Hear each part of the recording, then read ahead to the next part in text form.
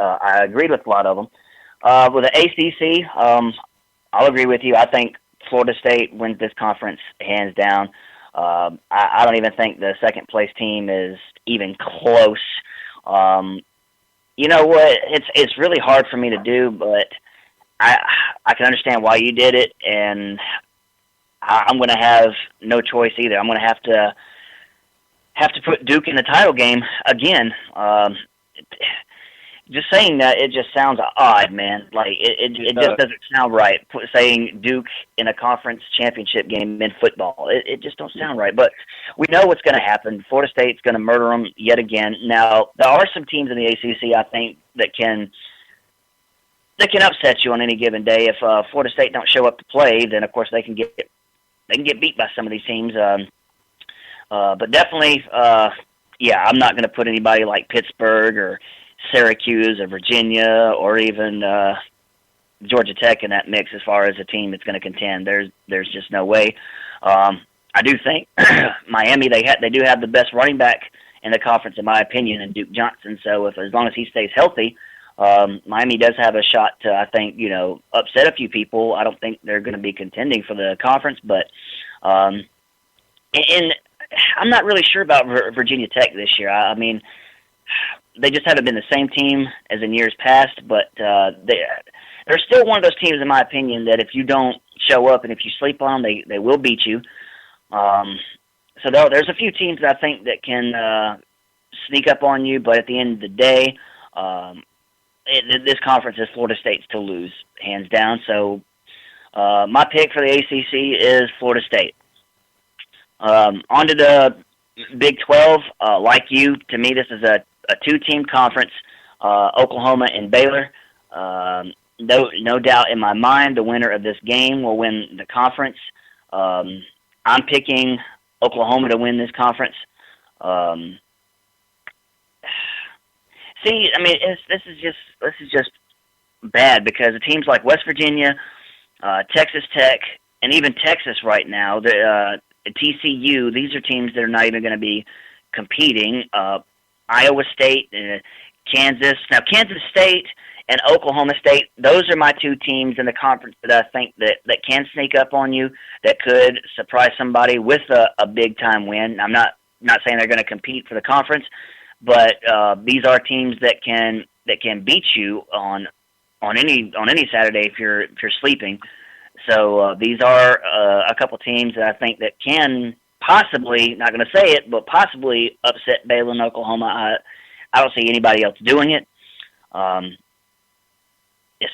the end of the day, I just think Oklahoma is the best team in this conference, and I think they end up going to the playoffs. The Big Ten. Now, see, this is where you may hate me, Uncle Lou, because as much as I don't like them either, I'm going to have to pick Ohio State to win this conference. It's going to be them or Michigan State. There's no question that these are the two best teams in the conference. Teams like Illinois, Indiana, Minnesota, Northwestern. Speaking of Northwestern, that guy you were talking to from Ohio decided to make the asinine statement that beating teams like Northwestern and Penn State are quality wins. And if you're one of those people out there that think that, do me a favor, put a gas mask on and smoke yourself to death because you are retarded. All right, now let's see, like Rutgers, Purdue, Penn State. These are teams that just, in my opinion, are not going to compete whatsoever. Now, I will say this, Wisconsin, I can't rule them out. I mean, they got Melvin Gordon at running back who you have to look at him as a possibility to be in New York at the end of the year. You've got to put him up there as a contender for the Heisman. So Wisconsin is my team that I think that could possibly upset you. But other than that, I mean, just looking at this list, I mean, even Michigan is nowhere near what they used to be. You've got a lot of teams in this conference that are just garbage, trash. At the end of the day, it's going to come down to Ohio State, Michigan State, and I got to pick Ohio State because as much as I hate them, they do seem to run through their conference somewhat on a yearly basis, maybe at most with one loss. I mean, this has been their conference for a long time. So until somebody knocks them off, I mean, to me, this is Ohio State's conference to lose. So that's my pick. Excuse me. Going to go down to the Pac-12, and there are several good teams in here. We both picked this conference as the second best conference in the country. I think I'll agree with you as far as Oregon and Stanford being probably the cream of the crop. I'm picking Oregon actually to win the Pac-12. I know a lot of those guys are probably disappointed with the way the season turned out for them last year. Marcus Mariota for a long time was in the Heisman talk last year. No doubt that he will be in that talk again this year. And I think they're going to have a chip on their shoulder. I think they're going to come out with something to prove, and I think these guys are going to be fired up.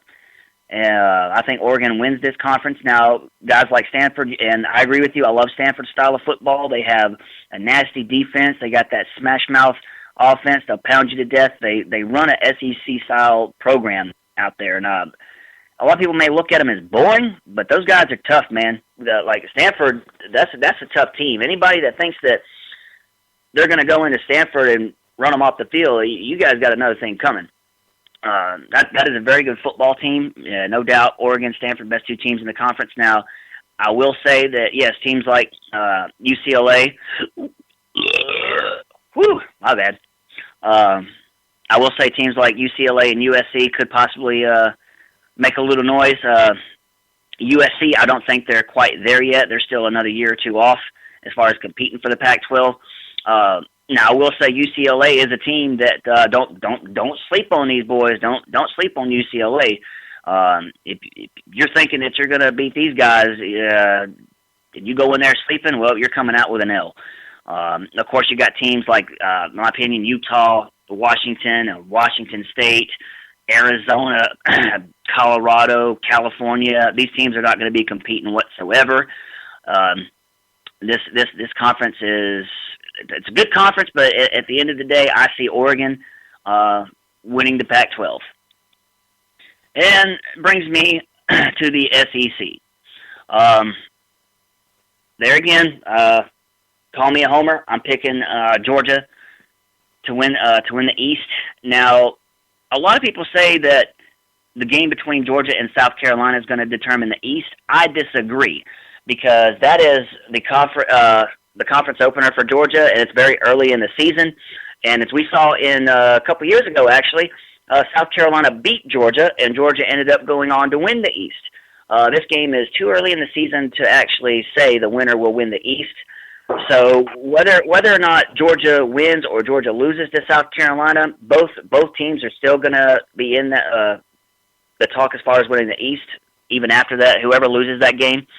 The main thing I look at when I think South Carolina, these guys, they lost 3 out of 4 starters on the defensive line. They lost Clowney and that other guy. What's his name? Last name was Quarles, and some other starter on the line. That's 3 starters that they're not going to have back. And I mean, if you look at South Carolina the last couple of years, that defensive line and Connor Shaw was mostly, in my opinion, the reason they beat Georgia, or in my opinion, that's what kept them in the game last year. South Carolina, without having Connor Shaw in that monster defensive line, that's going to spell trouble for them, because they don't have. I mean, I know Dylan Thompson. He can run if he has to, but let's be honest, he's not a Connor Shaw, and that killed Georgia. Connor Shaw killed Georgia with his feet. And when we have to worry about that mobile quarterback, that opens up the passing game. And South Carolina is not going to have that threat as far as running the ball on a consistent basis. And they're gonna miss Jadeveon Clowney's presence. They're gonna miss Quarles' presence. These are 2 guys that was able to get constant pressure on the quarterback. It seemed like they were in the backfield all game, every game almost. They're not going to have this. So before anybody comes to me and tells me about what's happened in the years past, realize that this is not even going to be the same South Carolina team this year. So, anybody that wants to mention that, well, I just crushed that damn argument. All right. Now, Florida, I agree with you, Uncle Lou. Florida is much better than a 4-8 team, and I do agree that their injuries played a huge part in what happened to them last year. But at the same time, we had that same issue, and we didn't have a losing season. These guys, Florida, I'm sorry, I cannot take a team serious that loses to freaking Georgia Southern. I can't do it. Regardless of injuries, losing to an FCS program is completely unacceptable if you're in the SEC. That's laughable.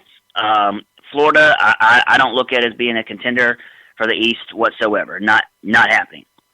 So, in my opinion, it comes down to Georgia, South Carolina, and I'm picking Georgia to win the East. Now, over in the West, here I disagree with you a little bit. I am not going to sit here and say Auburn is going to win the West. This team had so many horseshoes up their ass last year. It was unreal.